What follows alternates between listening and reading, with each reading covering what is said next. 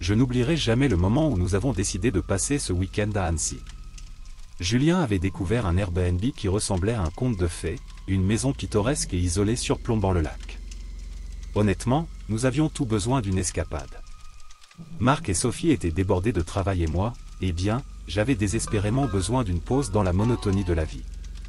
Nous sommes arrivés à la maison vendredi après-midi. Le soleil se couchait, teignant le ciel de nuances d'orange et de rose, et le lac reflétait toutes ses couleurs comme un miroir parfait. La maison était encore plus charmante que sur les photos. Façade en pierre, fenêtre avec cadre en bois et petit jardin devant avec des fleurs colorées. Julien était aussi excité qu'un enfant lorsqu'il a ouvert la porte et nous a fait entrer. « Regarde ça !» s'exclama-t-il en ouvrant les bras dans un geste théâtral. « N'est-ce pas exactement ce dont nous avions besoin ?» Sophie sourit et hocha la tête, tandis que Marc marmonnait quelque chose sur le fait que la maison paraissait encore plus ancienne à l'intérieur, mais il était clairement impressionné. Par contre, j'ai ressenti un frisson, quelque chose que je ne pouvais pas expliquer. C'était comme si la maison avait une énergie, une histoire qu'elle avait hâte de raconter. Après nous être installés, nous avons décidé d'explorer la maison. C'était un grand bâtiment, avec de longs couloirs et des pièces décorées de meubles anciens. Chaque pièce semblait avoir été triée sur le volet pour conserver l'authenticité de la maison. C'est dans le grenier que ma curiosité m'a conduit à une découverte inquiétante. Je montais les escaliers étroits, le bois craquant sous mes pieds. Le grenier était plein de déchets, des cartons, des meubles recouverts de draps blancs et des toiles d'araignée dans tous les coins. J'étais sur le point de descendre quand quelque chose a attiré mon attention. Une vieille malle, partiellement cachée derrière un tas de cartons. Avec un petit effort, j'ai réussi à le faire glisser. En l'ouvrant, j'ai trouvé un vieux journal, la couverture en cuir craquelée par le temps. J'ai feuilleté les premières pages, l'odeur du papier vieilli emplissant l'air. Les récits qui y sont écrits sont inquiétants. Les premières entrées parlaient de la vie quotidienne, mais au fur et à mesure que le film avançait, les histoires devenaient plus sombres. D'anciens locataires ont déclaré entendre des chuchotements la nuit, ressentir d'étranges présences et finalement certaines d'entre elles ont disparu sans laisser de traces. Mon cœur s'est serré lorsque j'ai lu la dernière entrée. Les chuchotements sont plus forts. Je ne sais pas combien de temps je pourrai tenir encore. Ils viennent me chercher. Camille, qu'est-ce que tu as trouvé là-bas ? Demanda Julien en montant les escaliers et en me trouvant assis par terre, le journal à la main. Tu ne le croiras pas, répondis-je en lui tendant le journal. Lire. Julien commença à feuilleter les pages, son visage devenant plus sérieux à chaque ligne. C'est dérangeant, dit-il finalement en me regardant avec de grands yeux. Nous devons le montrer aux autres. Nous sommes descendus ensemble et avons trouvé Marc et Sophie dans la cuisine, en train de préparer un dîner improvisé. Les gars, vous devez voir ça, dit Julien en posant le journal sur la table. Marc prit le journal, sceptique. Qu'est-ce que c'est ? Une histoire de fantômes locaux ? Léa, dis-je en essayant de garder ma voix ferme. C'est réel. Des gens ont disparu. Au fur et à mesure que Marc lisait, l'expression de son visage passait du scepticisme à l'inquiétude. Sophie, qui était à côté de lui, nous regardait, Julien et moi, avec un mélange de peur et de curiosité. « Qu'est-ce qu'on fait ?» demanda-t-elle, sa voix tremblant un peu. « C'est peut-être juste une coïncidence », essaya d'argumenter Marc, mais il ne semblait pas convaincu. « Mais je pense que ce serait mieux si nous restions ensemble ce soir. » Nous avons convenu de rester calmes et de ne pas laisser le journal gâcher notre week-end. Pourtant, cette nuit-là, Julien commença à entendre des chuchotements. Il m'a réveillé au milieu de la nuit, le visage pâle. « Camille, tu écoutes ça ?» murmura-t-il en me tenant le bras. Je me suis levé du lit en essayant d'écouter. Au début, je n'ai rien entendu, mais ensuite, oui, il y a eu quelque chose. Des murmures. Faibles, indiscernables, mais définitivement présents. « Tu penses que ce sont les autres ?» ai-je demandé, essayant de rationaliser. Julien secoua la tête. « Non, je suis allé voir. Tout le monde dort. » Mon cœur a commencé à battre plus vite. « Voyons d'où ça vient, » suggérai-je, essayant d'avoir l'air courageux. Nous traversâmes la maison en silence, suivant les murmures qui semblaient venir de toutes les directions et d'aucune à la fois. Nous nous retrouvâmes dans le salon, où les chuchotements cessèrent brusquement. Nous restions là, immobiles, essayant de comprendre ce qui se passait. « C'est fou », murmura Julien. Retournons au lit. Peut-être que c'est juste le vent. Mais quelque chose m'a dit que ce n'était pas le vent. Quelque chose n'allait vraiment pas dans cette maison. Le lendemain matin, Marc était plus agité que d'habitude. « J'ai trouvé quelque chose », annonça-t-il une fois que nous étions tous réunis pour le petit déjeuner. « Ce que c'était ?» demanda Sophie, visiblement encore secouée par la veille. « Un escalier secret », répondit Marc, les yeux brillants d'un mélange d'excitation et de peur. « Derrière une bibliothèque dans le couloir. Mène à un sous-sol, mais il est verrouillé. Le cadenas semble avoir été forcé récemment. La révélation nous a laissés encore plus inquiets. Nous avons décidé d'enquêter ensemble. Marc nous a emmenés jusqu'à la bibliothèque et nous a montré comment elle bougeait pour révéler un escalier sombre et étroit. Nous sommes descendus prudemment, et la voilà, une solide porte en bois avec un grand cadenas. Quelqu'un a essayé d'entrer ici, a déclaré Marc en désignant les inscriptions sur le cadenas. Mais pourquoi? Julien a tenté de forcer la serrure, mais en vain. Nous avons besoin d'outils, a-t-il conclu. Peut-être que nous pouvons trouver quelque chose dans la maison. Nous sommes retournés au salon, essayant de traiter ce que nous avions découvert. Cela devient de plus en plus bizarre, dit Sophie en se serrant dans ses bras. Et si la maison était vraiment hantée? Je ne crois pas aux fantômes, répondit Marc, mais sa voix n'était pas aussi ferme. Mais quelque chose s'est définitivement passé ici. Nous avons passé le reste de la journée à essayer d'en savoir plus sur la maison. Julien et Marc cherchaient des outils pour crocheter la serrure, tandis que Sophie et moi retournions au grenier pour chercher d'autres indices. Le sentiment d'être observé ne m'a jamais quitté et les murmures que Julien avait entendus la veille au soir continuaient de résonner dans mon esprit. « Camille, » dit Sophie, brisant le silence tandis que nous fouillions dans les cartons du grenier.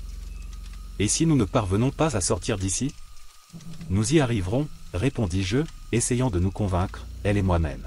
« Nous devons d'abord découvrir ce qui se passe. » Nous avons trouvé quelques outils au sous-sol, et Marc et Julien ont commencé à travailler sur la serrure. Sophie et moi avons veillé, le cœur battant à tout rompre en attendant ce que nous allions trouver. Finalement, d'un clic, le cadenas se brisa et la porte s'ouvrit en grinçant. Une odeur de moisi et d'humidité s'échappait de l'intérieur et l'obscurité semblait nous engloutir. Nous avons pris nos lampes de poche et sommes rentrés ensemble. Ce que nous avons trouvé à l'intérieur nous a laissés sans voix. Le sous-sol était rempli d'étranges symboles peints sur les murs, et il y avait un autel au centre de la pièce, couvert d'objets anciens et inquiétants. Nous y sentions une présence lourde, quelque chose de maléfique. « Est-ce un autel sacrificiel ?» demanda Sophie, la voix tremblante. « Je ne sais pas, » répondis-je, mon esprit tournoyant avec les implications. Mais nous devons sortir d'ici. Maintenant. Nous sommes retournés dans la pièce, le poids de la découverte pesant sur nous. Nous savions que nous ne pouvions pas ignorer ce que nous avions découvert. Il y avait quelque chose de terriblement clos dans cette maison, et nous devions découvrir ce que c'était avant qu'il ne soit trop tard. Restons ensemble, suggéra Marc. Et essaie d'en savoir plus sur cette maison. Peut-être que le journal contiendra plus d'indices. Nous avons accepté et avons passé le reste de la journée et la nuit suivante à lire le journal et à faire des recherches sur l'histoire de la maison. Chaque découverte nous entraînait plus profondément dans le mystère, et le sentiment de danger imminent ne faisait qu'augmenter. Nous étions piégés dans un cauchemar et la seule issue était de découvrir les sombres secrets entourant cette maison. Chapitre 2. Je me suis réveillé avec un frisson, comme si quelque chose de froid m'avait traversé. Les premiers rayons du soleil pénétraient timidement par les fentes des rideaux des fenêtres, créant dans la pièce un jeu d'ombre qui, en temps normal, serait même poétique. Mais ce matin, cela ressemblait plutôt au signe avant-coureur de quelque chose de sinistre. Je me levai à contre-séhure et me dirigeai vers la salle de bain, où Julien se brossait déjà les dents. Il avait une expression inquiète, les yeux fixés sur le miroir. J'ai remarqué que ce n'était pas seulement la fatigue d'une mauvaise nuit de sommeil qui le dérangeait. « Avez-vous bien dormi ?» ai-je demandé, essayant de paraître décontracté. Julien secoua négativement la tête, sans quitter le miroir des yeux. « J'ai vu quelque chose d'étrange hier soir, Camille. » murmura-t-il, comme s'il avait peur que quelque chose ou quelqu'un ne l'entende. « Une silhouette, ici dans le miroir. » J'ai essayé de ne pas montrer à quel point cela me faisait peur. Julien a toujours été le plus sceptique de notre groupe, donc le voir si secoué n'était pas bon signe. « Peut-être que c'était juste ton imagination, suggérai-je, plus pour me rassurer que pour lui. Il haussa les épaules, mais ne parut pas convaincu. J'ai décidé de laisser cette affaire de côté pour le moment et je suis descendu à la cuisine, où j'ai trouvé Sophie en train de préparer le café. Elle semblait plus excitée que nous deux. « Bonjour, Camille. » dit-elle avec un sourire. « Avez-vous bien dormi ?»« Plus ou moins, » répondis-je en essayant de me forcer à sourire. « Et toi ?»« Je pense que oui, » dit-elle en plaçant une tasse de café devant moi. « Mais j'ai fait un rêve étrange. Je rêvais d'une famille, je pense qu'ils étaient d'anciens résidents de cette maison. Ma curiosité a été immédiatement piquée. Sophie a toujours eu une sensibilité particulière à ces choses-là. Si elle rêvait de quelque chose, c'était probablement plus qu'une simple coïncidence. Comment était cette famille ? Ai-je demandé, essayant de paraître décontracté. Eh bien, il y avait un couple et 2 enfants, un garçon et une fille. Mais ils semblaient, perturbés, comme s'ils étaient observés par quelque chose de très mauvais. Avant que je puisse en demander davantage, Marc entra dans la cuisine en se frottant les yeux. « Bonjour les gars. » dit-il en bâillant. « De quoi discutons-nous » Sophie a commencé à raconter à Marc son rêve alors que j'étais perdu dans mes pensées. Quelque chose n'allait définitivement pas dans cette maison. Je me suis souvenu du journal que j'avais trouvé dans le grenier et j'ai décidé que je devais le lire davantage. Je suis remonté dans ma chambre, j'ai ramassé le journal et je me suis assis sur le lit. Les pages vieillies et jaunies étaient pleines d'histoires troublantes, mais quelque chose en particulier a retenu mon attention. Une entrée datant de plusieurs décennies décrivait un rituel macabre effectué dans la maison pour emprisonner une entité maléfique. Les mots étaient terriblement vifs, décrivant comment les anciens résidents essayaient de contrôler quelque chose qu'ils ne comprenaient pas. À chaque ligne que je lisais, mon cœur battait plus vite. J'avais besoin de partager ça.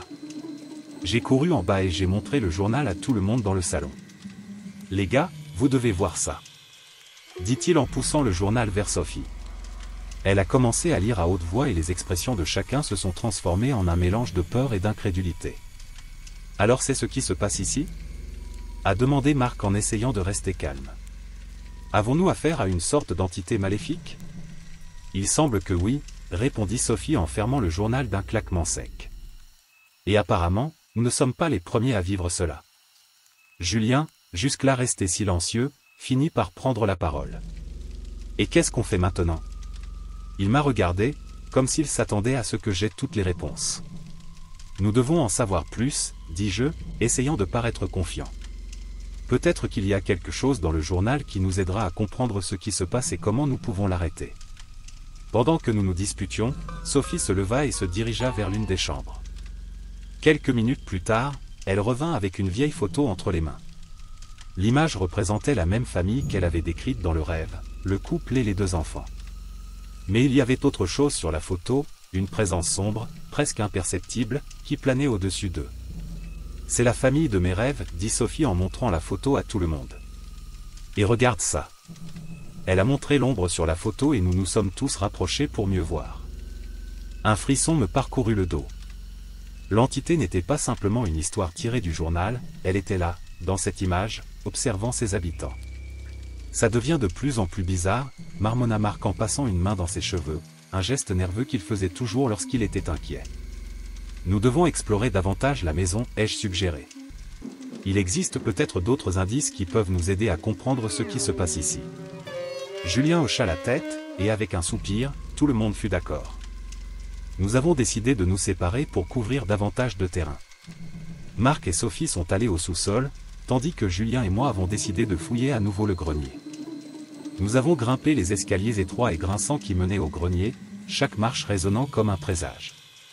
Quand nous sommes finalement arrivés, la lumière du jour pénétrait à peine par les petites fenêtres poussiéreuses. L'environnement était étouffant et sentait la moisissure. Nous avons commencé à fouiller dans les vieux cartons et les vieux meubles. À chaque objet que nous touchions, nous avions l'impression d'envahir un territoire interdit, touchant des secrets qui devraient rester enfouis. « Regarde ça », dit Julien en sortant un vieux coffre en bois. Nous avons soigneusement ouvert le coffre et trouvé d'autres photos, lettres et quelques objets personnels ayant probablement appartenu aux anciens résidents. Parmi les lettres, une en particulier a retenu mon attention. C'était une lettre manuscrite, sur papier jauni par le temps, décrivant les étapes d'un rituel. Les mots étaient flous mais toujours lisibles. « Camille, Je pense que ça pourrait être important, dit Julien en me tendant la lettre. En lisant, un sentiment de désespoir m'a envahi. Le rituel mentionné dans la lettre était le même que celui décrit dans le journal. L'intention était claire, emprisonner l'entité. Ils ont échoué, murmurai-je en regardant Julien. Et si nous ne faisons rien, nous échouerons aussi. Julien hocha la tête, le visage pâle et inquiet. Nous avons décidé de prendre la lettre pour la montrer aux autres. En descendant au sous-sol, nous avons trouvé Marc et Sophie examinant les murs, à la recherche de tout ce qui pourrait y être caché. Nous avons trouvé ça dans le grenier, dit-il en tendant la lettre à Sophie. Elle lut rapidement, son visage devenant un masque de tension. Cela explique beaucoup de choses, dit-elle en renvoyant la lettre. Mais nous devons encore trouver comment annuler ce qui a été fait. Marc, qui était resté silencieux jusque-là, parla enfin. Peut-être qu'il y a autre chose ici. Il a montré une petite porte verrouillée dans un coin du sous-sol. Nous n'avons pas encore pu l'ouvrir, mais je suis sûr qu'il y a là quelque chose d'important. Avec un petit effort et à l'aide d'un tournevis trouvé dans la cuisine, nous avons réussi à forcer la serrure. La porte s'ouvrit avec un grincement inquiétant, révélant une petite pièce sombre. Au centre de la pièce se trouvait un miroir antique avec un cadre orné. Ce miroir, marmonna Julien, les yeux écarquillés. C'est la même chose que mon rêve. Je me suis approché du miroir, essayant de comprendre ce qui le rendait si spécial. C'est alors que, pendant un bref instant, j'ai revu la même silhouette sombre que Julien avait décrite. Mais quand je me suis retourné, la silhouette a disparu. Nous devons sortir d'ici, dit-il, la voix tremblante. Cela devient trop dangereux. Les autres ont accepté et nous avons rapidement remonté les escaliers jusqu'au salon. L'atmosphère dans la maison était de plus en plus oppressante, comme si les murs se refermaient sur nous. « Qu'est-ce qu'on fait maintenant » demanda Sophie, la voix pleine de peur. « Nous devons trouver un moyen d'annuler le rituel, répondis-je en essayant de rester calme. Peut-être qu'il y a quelque chose de plus dans le journal ou les lettres que nous avons trouvées. » Alors que nous discutions de nos prochaines actions, je n'ai pas pu m'empêcher d'avoir l'impression que nous étions observés. Le sentiment d'être observé était constant et de plus en plus intense. Il fallait agir vite, avant qu'il ne soit trop tard. Cette maison, qui semblait au départ être un charmant refuge, s'était transformée en un véritable cauchemar. Et d'une manière ou d'une autre, nous savions que le temps était compté. Je me suis réveillé le 3e jour de ce voyage avec un sentiment d'agitation que je ne pouvais pas expliquer. La lumière du soleil pénétrait déjà à travers les fissures des rideaux de ma chambre, mais elle ne parvenait pas à dissiper l'ombre que je ressentais en moi. Annecy m'avait toujours semblé charmante, mais cette maison commençait à révéler ses sombres secrets, et je ne pouvais m'empêcher de sentir que quelque chose de terrible se cachait. Marc était déterminé à découvrir ce qu'il y avait au sous-sol. Depuis que nous avons trouvé cet escalier secret, il ne pensait à rien d'autre. La veille au soir, après beaucoup d'insistance, il avait réussi à briser le cadenas qui fermait l'entrée. Nous étions tous réunis dans le salon lorsqu'il eut un air de triomphe sur le visage. « J'ai fini », annonça-t-il en tenant le cadenas rouillé dans ses mains. « Voyons ce qu'il y a là-bas. » Sophie semblait réticente, mais la curiosité l'emporta sur sa peur.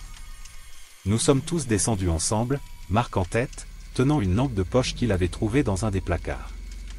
L'air dans le sous-sol était lourd, empli d'une odeur de moisi et de quelque chose d'autre, quelque chose qu'il ne pouvait pas immédiatement identifier.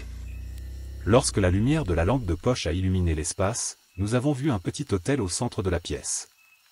Il était couvert de symboles étranges, de dessins que je n'avais jamais vus auparavant. Il y avait des bougies fondues, des objets antiques et un livre sinistre sur l'autel. Sophie s'est approchée et j'ai pu voir l'inconfort sur son visage. « Qu'est-ce que c'est » a-t-elle demandé, la voix tremblante. « On dirait un autel, répondis-je en essayant de rester calme. Mais ces symboles. Je n'ai jamais rien vu de pareil. » Julien, qui était à côté de moi, a ramassé le livre et s'est mis à le feuilleter. Les pages étaient remplies d'écrits dans une langue inconnue, et il avait l'air à la fois fasciné et effrayé. « Cela commence à avoir un sens, dit-il finalement. Le journal que Camille a trouvé dans le grenier faisait état de rituels. C'est peut-être là qu'ils étaient détenus. » Sophie s'éloigna de l'autel, visiblement désemparée. Soudain, elle se tourna vers moi, les yeux écarquillés. « Camille, j'ai l'impression qu'on est surveillé tout le temps, a-t-elle avoué. Depuis hier, j'ai cette horrible sensation, comme si quelqu'un était toujours après moi. Je savais exactement de quoi elle parlait. Je ressentais aussi cette présence constante, une ombre qui semblait suivre chacun de nos pas. Julien posa sa main sur l'épaule de Sophie, essayant de la réconforter. « Sortons d'ici » ai-je suggéré. Cela devient insupportable. Nous sommes retournés au salon et Marc a de nouveau verrouillé l'entrée du sous-sol. Le reste de la journée se passa dans un état de tension constante. Chaque petit bruit, chaque ombre projetée par les arbres à l'extérieur semblait amplifier nos peurs. Plus tard, pendant que les autres étaient dans la cuisine, j'ai décidé de relire le journal. Il y avait quelque chose qui me dérangeait, quelque chose que j'avais besoin de confirmer. En tournant les pages, je me suis rendu compte que tous les précédents locataires disparus avaient laissé derrière eux des biens identiques aux nôtres. Un sentiment d'effroi m'envahit. Je tenais un des colliers décrits dans le journal, un collier qui appartenait à l'une des victimes. « Julien !» J'ai appelé, ma voix pleine d'urgence. « Viens voir ça !» Il s'est approché rapidement et je lui ai montré ce que j'avais découvert. Ses yeux s'écarquillèrent lorsqu'il comprit ce que cela signifiait. « Cela ne peut pas être une coïncidence, dit-il à voix basse. Nous sommes en danger, Camille. Nous devons sortir d'ici. » Avant que nous puissions discuter davantage, Marc entra dans la pièce, suivi de Sophie. Ils ont immédiatement réalisé que quelque chose n'allait pas, ce que c'était. Demanda Marc, inquiet. Nous devons quitter cette maison, répondis-je en essayant de rester calme. Maintenant. Mais ce ne serait pas si simple. Il semblait que la maison avait d'autres projets pour nous. Chaque tentative de départ était contrecarrée par un événement étrange. Les portes semblaient verrouillées de l'intérieur, les fenêtres auparavant ouvertes étaient désormais fermées hermétiquement. C'est impossible, marmonna Marc en essayant de forcer la porte d'entrée. Comment cela a-t-il pu arriver? La nuit est venue et nous étions coincés. Nous avons décidé de nous retrouver dans le salon, où nous nous sentions un peu plus en sécurité ensemble. Nous étions assis en silence, chacun plongé dans nos propres pensées sombres, lorsque Sophie rompit le silence. Nous devons découvrir ce que veut cette entité, dit-elle, sa voix déterminée. Nous ne pourrons pas sortir d'ici tant que nous n'aurons pas résolu ce problème. Tu as raison, Julien approuva. Le journal mentionne un rituel pour emprisonner l'entité. Peut-être pouvons-nous trouver un moyen d'inverser cette situation. Marc hocha la tête, et moi aussi. Nous n'avions pas d'autre choix. Nous avons passé la nuit à étudier le journal et le livre que Julien avait rapporté de la cave. Les mots étaient difficiles à déchiffrer, mais nous avons lentement commencé à comprendre les rituels et les symboles. « Regardez ça », dit Julien en désignant un passage du livre. Ce symbole semble ici le plus important. C'est peut-être la clé pour annuler le rituel. Mais où va-t-on le trouver? Ai-je demandé, frustré. On ne peut pas simplement le dessiner sur le terrain et espérer que ça marche. Peut-être que l'hôtel au sous-sol serait la meilleure option, suggéra Marc. C'est là que tout a commencé. Il est logique que tout cela puisse se terminer là aussi. Bien que réticents, nous avons accepté. Nous avons pris les bougies, le livre et le journal et sommes redescendus au sous-sol. L'atmosphère y était encore plus lourde qu'avant, comme si la maison elle-même résistait à ce que nous allions faire. Sophie et moi avons allumé les bougies autour de l'autel, tandis que Julien dessinait le symbole au sol à la craie. Marc se chargeait de lire des passages du livre au bon moment. La pièce semblait vibrer d'énergie et nous pouvions sentir la présence sombre autour de nous. « Prêt ?» a demandé Marc, la voix ferme, mais ses yeux montraient sa peur. Nous avons hoché la tête et il a commencé à lire. Les mots semblaient étranges, presque irréels, mais l'effet fut immédiat. Les bougies commencèrent à vaciller et un courant d'air glacial parcourut la cave. Sophie me tenait la main, la serrant fort. « Continuez !» j'ai crié en essayant de rester calme. Marc ne s'arrêtait pas, lisant de plus en plus vite, tandis que Julien et moi regardions les symboles briller sur le sol. Soudain, un cri horrible résonna dans le sous-sol, comme si l'entité elle-même nous combattait. « Ne vous arrêtez pas !» j'ai rugi, sentant mon cœur battre de manière incontrôlable. Ensuite, tout était silencieux. Les bougies s'éteignirent et l'obscurité nous enveloppa complètement. Pendant un instant, j'ai cru que nous avions échoué. Mais ensuite, une douce lumière a commencé à émaner du symbole au sol, grandissant jusqu'à éclairer tout le sous-sol. « Nous avons réussi ?» a demandé Sophie, la voix tremblante.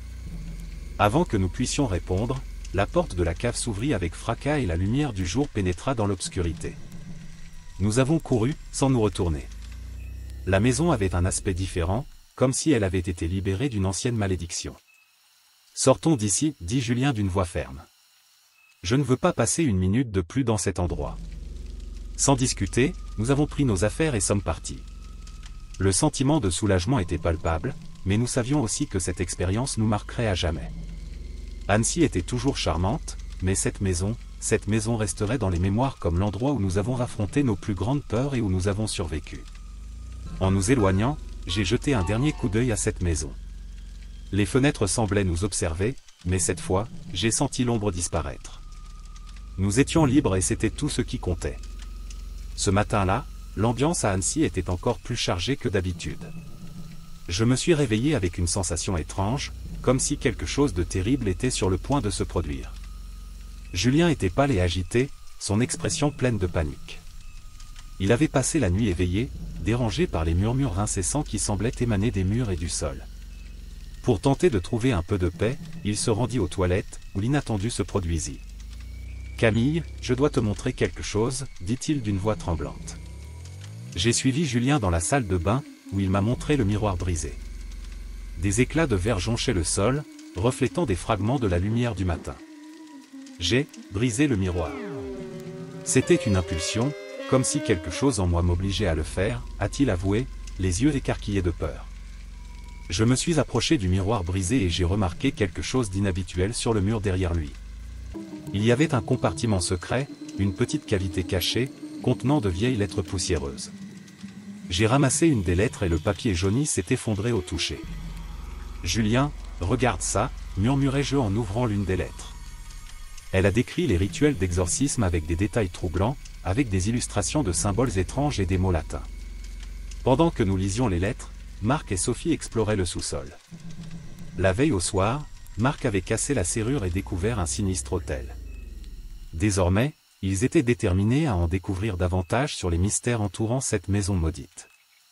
Marc, toujours curieux et intrépide, commença à examiner l'hôtel plus attentivement.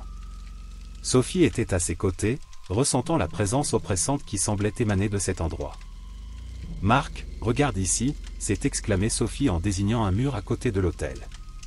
Il y avait un passage secret, presque imperceptible, qui débouchait sur un tunnel sombre et humide. « Devrions-nous entrer ?» demanda Sophie avec hésitation. « Nous n'avons pas le choix », répondit Marc, la voix sombre et déterminée.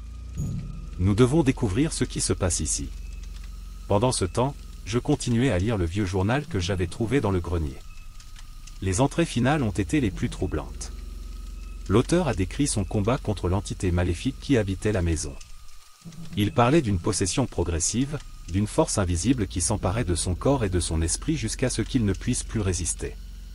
L'entité a besoin de nouveaux sacrifices, de nouveaux locataires, lis-je à voix haute, sentant un frisson me parcourir le dos. Cela se nourrit de nos âmes pour continuer à exister. Julien et moi avons couru en bas pour raconter à Marc et Sophie ce que nous avions découvert. Lorsque nous avons atteint le sous-sol, nous avons trouvé le passage secret ouvert. Sans y réfléchir à deux fois, nous nous sommes dirigés vers le tunnel sombre, nos lampes de poche vacillant dans l'obscurité. « Sophie !» Marc, ai-je appelé, ma voix résonnant sur les parois humides du tunnel. « Nous sommes là », répondit Marc de loin. Je me précipitai vers le son de sa voix, ses pas rapides et nerveux. Finalement, nous les trouvâmes dans une grande pièce, où l'odeur d'humidité et de pourriture était presque insupportable. « Camille, Julien, regardez ça », dit Sophie en désignant le sol. Il y avait des restes humains éparpillés sur le site, des ossements anciens et d'étranges symboles dessinés dans ce qui ressemblait à du sang séché. « C'est macabre », marmonna Julien, le visage pâle. « Nous devons sortir d'ici », dis-je en essayant de rester calme. « Mais d'abord, nous devons comprendre ce qui se passe réellement. » Marc continua d'explorer la chambre, son expression déterminée. « Il y a quelque chose de plus ici. Quelque chose que nous n'avons pas encore découvert. » Pendant qu'il enquêtait, Sophie et moi examinions les symboles sur les murs. Ils ressemblaient à ceux que j'avais vus dans les lettres et le journal d'exorcisme. Tout semblait lié, comme si nous résolvions un puzzle sombre et mortel. « Camille, viens ici », appela Marc d'une voix basse et pressante. Il avait trouvé un passage caché au fond de la pièce, une ouverture étroite qui menait à un tunnel encore plus profond. Nous devons continuer sur cette voie, a-t-il déclaré, et je ne pouvais m'empêcher d'admirer son courage. Nous sommes entrés dans le tunnel l'un après l'autre, nos lampes de poche éclairant à quelques mètres seulement devant nous. L'air était de plus en plus épais et lourd, et je sentais une pression croissante dans ma poitrine. Cela devient de plus en plus sinistre, marmonna Sophie d'une voix tremblante. Que ferons-nous si nous ne pouvons pas sortir? Ne pense pas comme ça, Sophie, dit Marc pour tenter de la rassurer. Nous allons trouver une issue. Et nous allons trouver comment mettre fin à cette malédiction. Nous avons continué à marcher, le tunnel semblait sans fin. Finalement, nous atteignons une nouvelle chambre, encore plus sombre et oppressante. Au centre de celui-ci, il y avait un autel semblable à celui que nous avons vu au sous-sol, mais celui-ci était entouré de symboles encore plus complexes et inquiétants. « C'est horrible », dit Julien en regardant autour de lui avec de grands yeux. « Qu'est-ce que ces gens ont fait ici ?» Camille, relis ces lettres d'exorcisme une fois de plus, a demandé Marc. Peut-être trouverons-nous un indice sur la manière d'annuler cette malédiction. J'ai ouvert une des lettres et j'ai commencé à la lire à haute voix, les mots latins semblant étranges et anciens. En lisant, j'ai ressenti une présence grandissante autour de nous, une force invisible et malveillante. « Il se passe quelque chose », murmura Sophie en me saisissant le bras.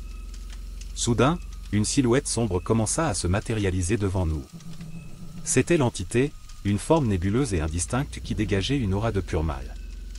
J'ai senti la peur m'envahir, mais je savais que nous ne pouvions pas abandonner. « Continue à lire, Camille, dit Marc d'une voix ferme. Ne vous arrêtez pas. » Avec un effort énorme, j'ai continué à réciter les paroles d'exorcisme, ma voix tremblante mais déterminée. L'entité semblait hésiter, sa forme oscillant entre l'existence et le néant. « Je t'ai chassé, mauvais esprit, récitais-je, la voix gagnant en force. Par le pouvoir des mots anciens, je vous ordonne de quitter cet endroit. » L'entité poussa un cri perçant, un son qui semblait transpercer nos âmes. Mais peu à peu, sa forme a commencé à se dissiper, jusqu'à finalement disparaître complètement. Nous nous sommes retrouvés dans un silence lourd et oppressant, mais il y avait un nouveau sentiment de libération dans l'air. « Pouvons-nous le faire » a demandé Sophie, la voix toujours tremblante. « Je suppose que oui » répondis-je, essayant de comprendre ce qui venait de se passer. « Mais nous devons encore trouver un moyen de sortir d'ici. » Marc nous a guidés à travers le tunnel et nous avons finalement trouvé une sortie. En remontant à la surface, l'air frais et pur d'Annecy n'avait jamais été aussi agréable. Le cauchemar n'était pas encore terminé, mais au moins nous étions sur le point de comprendre et d'annuler la malédiction qui tourmentait cette maison. Je ne pouvais pas croire ce qui se passait autour de nous. Les parois humides du tunnel semblaient se refermer sur nous, et chaque pas que nous faisions était accompagné d'un écho inquiétant qui se répercutait dans le silence oppressant. Suivre Marc et Sophie à travers le tunnel semblait être la seule option raisonnable, mais maintenant, le passage étant fermé derrière nous, nous étions tous piégés dans ce cauchemar. « C'est mal » murmura Camille à côté de moi, la voix tremblante de peur. « Et si nous ne parvenons jamais à sortir d'ici ?» J'ai essayé de rester calme, mais la panique commençait aussi à prendre le dessus sur moi. « Trouvons une issue, dit-il, essayant de paraître confiant. « Marc, Sophie, où es-tu » La réponse vint dans un murmure lointain. « Nous sommes là, Julien. Viens vite. » Nous nous sommes précipités dans le tunnel sombre, éclairés uniquement par la faible lumière de nos lampes de poche, qui semblaient de plus en plus faibles. Les ombres dansaient sur les murs, formant des figures grotesques qui nous suivaient, comme s'il s'agissait d'entités venues d'un autre monde. Lorsque nous avons finalement atteint Marc et Sophie, le spectacle qui nous attendait était encore plus horrible que ce que j'aurais pu imaginer. Des restes humains étaient éparpillés sur le sol du tunnel, des os brisés et des morceaux de chair putréfiée qui dégageaient une odeur nauséabonde. Au milieu du chaos, des symboles étranges et inquiétants étaient dessinés dans ce qui ressemblait à du sang, formant des motifs qui me faisaient froid dans le dos. « Mon Dieu !»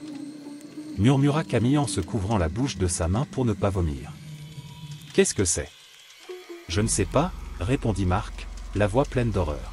« Mais nous ne pouvons pas rester ici. Nous devons trouver une issue. » Nous avons continué à travers le tunnel, le chemin sinueux et sans fin nous entraînant de plus en plus profondément dans l'obscurité.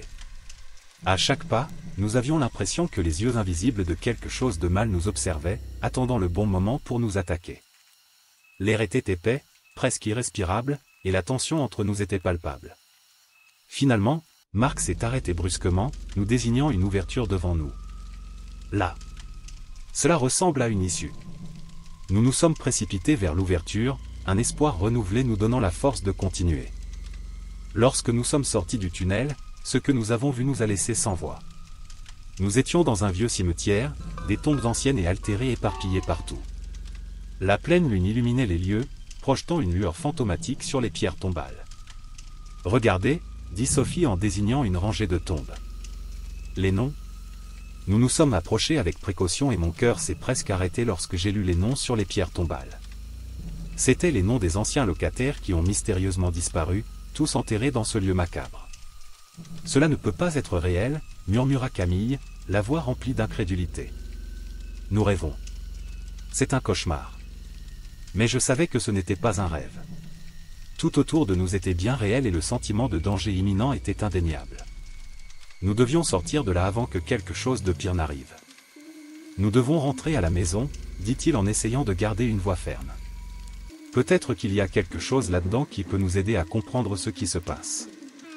Marc hocha la tête, même s'il avait l'air aussi effrayé que moi. Allez.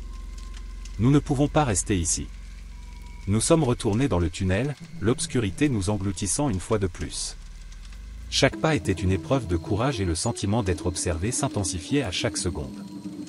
Lorsque nous atteignîmes enfin le passage secret qui nous ramènerait au sous-sol, la porte s'ouvrit en grinçant, comme pour protester contre notre présence. De retour à la maison, l'atmosphère semblait encore plus oppressante qu'avant. L'air était lourd, empli d'un sentiment de mal qui nous entourait de toutes parts. Camille me tenait fermement la main, les yeux écarquillés de peur.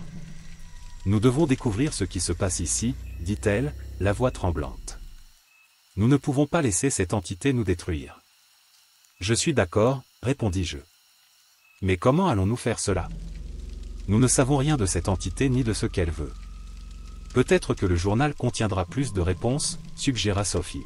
« Nous devons retourner au grenier et voir si nous pouvons trouver autre chose. » Nous montâmes les escaliers avec précaution, chaque craquement sous nos pieds nous faisant frissonner. Lorsque nous arrivâmes au grenier, Camille sortit le vieux journal et commença à en feuilleter les pages avec urgence. « Ici, » dit-elle en désignant un passage. L'auteur parle d'un rituel pour piéger l'entité. Peut-être y a-t-il autre chose que nous pouvons utiliser. « Laisse-moi voir, » ai-je demandé en lui prenant le journal des mains. En lisant, j'ai senti un frisson me parcourir le dos. Les mots décrivaient des rituels macabres, des sacrifices humains et l'invocation de forces obscures dépassant l'entendement humain. Mais au milieu de toute cette horreur, il y avait un petit espoir. Une mention d'un rituel d'exorcisme qui pourrait libérer l'entité et nous sauver. « Nous devons essayer ça », a-t-il déclaré en montrant l'extrait aux autres. « C'est notre seule chance. » « Mais et si ça ne marche pas ?» demanda Marc, la voix pleine de doute. « Et si nous finissions par empirer les choses ?» Nous n'avons pas le choix, répondis-je en essayant de rester calme. Si nous ne faisons rien, nous sommes condamnés de toute façon. Nous avons accepté d'essayer le rituel, même si la peur était inscrite sur tous les visages. Nous avons rassemblé les objets nécessaires, en suivant les instructions du journal, et nous nous sommes préparés à affronter l'inconnu. Nous étions tous conscients des risques, mais il n'y avait pas d'autre choix. Le sous-sol semblait l'endroit le plus approprié pour accomplir le rituel, avec ses symboles étranges et son autel macabre. Nous avons placé les objets en place, formant un cercle autour de l'autel, et avons commencé à réciter les mots anciens décrits dans le journal. L'atmosphère autour de nous a immédiatement changé, l'air devenant encore plus lourd et plus dense, comme si la maison elle-même réagissait à ce que nous faisions. Pendant que nous récitions le rituel, j'ai senti une sombre présence approcher, comme si quelque chose s'éveillait des profondeurs de l'enfer. Les murs du sous-sol ont commencé à trembler et un vent glacial est venu de nulle part, éteignant les bougies que nous avions allumées. « Continue » cria Camille, sa voix à peine audible dans le bruit grandissant. « Nous ne pouvons pas nous arrêter maintenant. » J'ai suivi ses instructions, récitant les mots avec plus de force, essayant d'ignorer la peur qui menaçait de me paralyser. Soudain, une silhouette sombre émergea de l'autel, une entité malveillante qui nous observait avec des yeux vides et remplis de haine. C'était la chose la plus horrible que j'ai jamais vue, une pure manifestation du mal qui nous entourait. « Tu ne devrais pas être ici » siffla l'entité, sa voix résonnant dans le sous-sol. « C'est mon domaine. Nous ne vous laisserons pas nous détruire, répondis-je, essayant de paraître plus courageux que je ne le ressentais réellement. Nous vous libérerons et cette maison sera nettoyée. L'entité éclata de rire, un son horrible qui me glaça le sang. Vous n'avez aucune idée de ce que vous faites. Vos âmes seront à moi. Mais nous ne pouvions pas abandonner. Avec un peu de volonté, j'ai continué le rituel, les mots anciens coulant de mes lèvres comme une prière désespérée. L'entité commença à se tordre, comme si elle était entraînée dans une autre dimension, ses cris de colère résonnant dans le sous-sol. Soudain, une lumière vive enveloppa l'entité, et elle disparut, ne laissant à sa place qu'un silence oppressant. Nous sommes tombés à genoux, épuisés et soulagés, conscients que nous avions réussi. La maison était enfin libérée de la malédiction qui la tourmentait depuis tant d'années. Nous l'avons fait, a déclaré Camille, des larmes de soulagement coulant sur son visage. Était libre.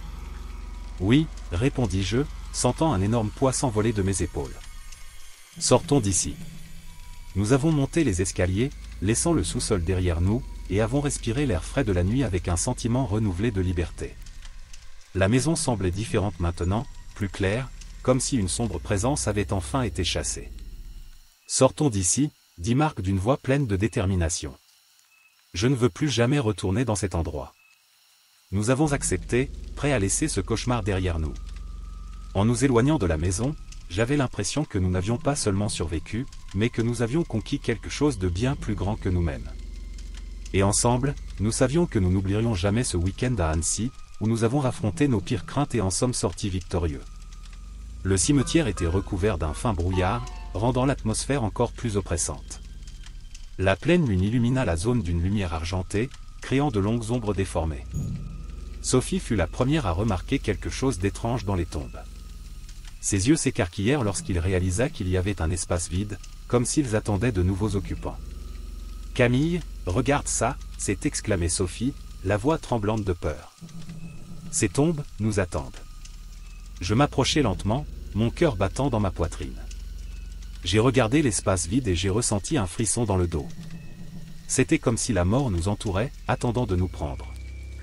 Julien et Marc se sont également approchés, et nous sommes tous restés assis en silence pendant un moment, essayant de comprendre la terrible réalité. Nous ne pouvons pas laisser cela arriver, a déclaré Julien avec une détermination que j'ai rarement vue chez lui. Nous devons trouver un moyen de sortir d'ici. Marc hocha la tête, mais avant que nous puissions penser à un plan, j'ai senti un frisson me parcourir le dos. J'ai regardé autour de moi et j'ai vu une lettre cachée dans une crevasse entre deux pierres de la tombe la plus proche. J'ai ramassé la lettre, mes doigts tremblaient, et j'ai commencé à la lire à voix haute. C'est la dernière lettre du journal, dit-il en reconnaissant l'écriture. L'entité a besoin de nouvelles âmes pour continuer à exister. Elle nous a choisis. La révélation a été comme un coup de poing dans le ventre. Nous étions dans une course contre la montre, luttant non seulement pour nos vies, mais aussi pour nos âmes. Julien me regardait, l'air déterminé. « Camille, il faut tenter l'exorcisme. » Nous n'avons pas d'autre choix. J'ai accepté, sachant qu'il avait raison. Nous prenons les vieilles lettres que Julien avait trouvées dans le compartiment secret derrière le miroir brisé. Julien commença à lire à haute voix, sa voix résonnant dans le cimetière silencieux. L'air autour de nous semblait vibrer d'une énergie sombre et malveillante.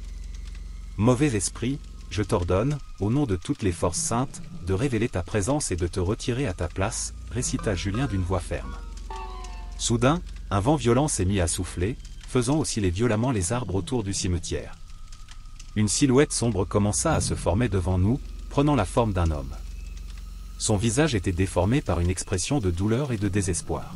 « Qui es-tu » ai-je demandé, essayant de garder ma voix ferme.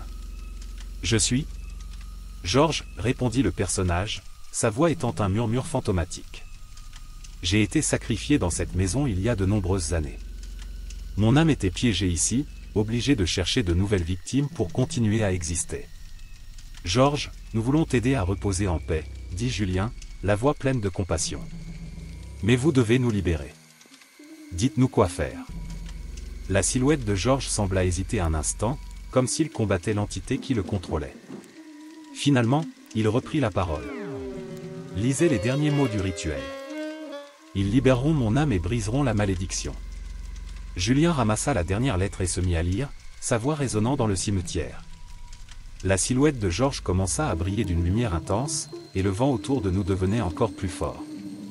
C'était comme si l'air lui-même se désintégrait.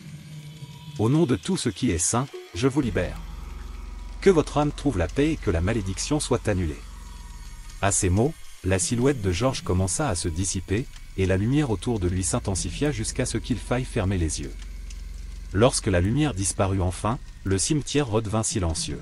« Est-ce que ça a marché ?» a demandé Sophie, la voix pleine d'espoir. Avant de pouvoir répondre, j'ai senti un sentiment de soulagement m'envahir. C'était comme si un énorme poids avait été retiré de mes épaules. J'ai regardé autour de moi et j'ai remarqué que les ombres avaient disparu et que l'atmosphère oppressante s'était dissipée. « Je pense que oui, répondis-je, essayant toujours de comprendre tout ce qui s'était passé. Je pense que nous sommes en clair. » Marc poussa un soupir de soulagement et serra Sophie dans ses bras, visiblement ému. Julien et moi avons échangé un regard complice. Nous avons affronté quelque chose de terrible ensemble et nous en sommes ressortis plus forts. Sortons d'ici, dit Julien avec un sourire soulagé.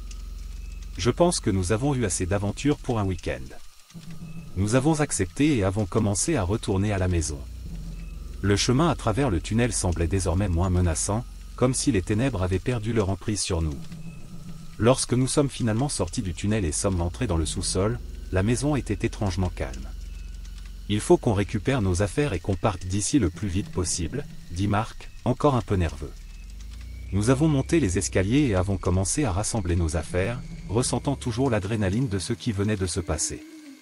En préparant mes vêtements, je ne pouvais m'empêcher de penser à Georges et à tous ceux qui avaient souffert dans cette maison. « Camille, tu penses qu'il a enfin trouvé la paix ?» a demandé Sophie en rangeant ses affaires à côté de moi. « Je l'espère, répondis-je, essayant de paraître confiant. Il le méritait. » Une fois tout prêt, nous avons quitté la maison et nous sommes dirigés vers la voiture. Alors que nous partions, j'ai regardé en arrière une dernière fois, voyant la maison pittoresque qui s'était transformée en cauchemar. Malgré tout, j'ai ressenti un étrange sentiment de clôture. Nous avons fait face à quelque chose de terrible et en sommes ressortis plus forts. Rentrons à Annecy et oublions tout ce qui s'est passé, dit Julien, essayant de détendre l'ambiance. Je suis d'accord, répondit Marc en riant. Je pense que nous méritons une certaine normalité après tout cela. Alors que nous retournions vers la ville, le soleil a commencé à se lever, apportant un nouvel espoir pour l'avenir. Malgré les horreurs auxquelles nous avons été confrontés, nous savions que nous étions plus unis que jamais. Et d'une manière ou d'une autre, cela rendait tout plus supportable. Vous savez, a déclaré Sophie avec un sourire enjoué, je ne pense pas que j'accepterai à nouveau une invitation dans un Airbnb isolé. Nous avons ri ensemble, ressentant un soulagement collectif. Nous savions que la vie reviendrait à la normale, mais nous n'oublierons jamais ce que nous avions affronté ensemble. Et d'une certaine manière, cela a fait de nous des amis pour la vie, liés par une expérience que peu de gens pouvaient comprendre. Alors que la voiture s'éloignait, j'ai senti un dernier coup de vent, comme un murmure de remerciement. Je me suis souri, sachant que d'une manière ou d'une autre, nous avions fait la bonne chose. Et avec cela, nous nous permettons enfin d'avancer, en laissant derrière nous les horreurs du passé.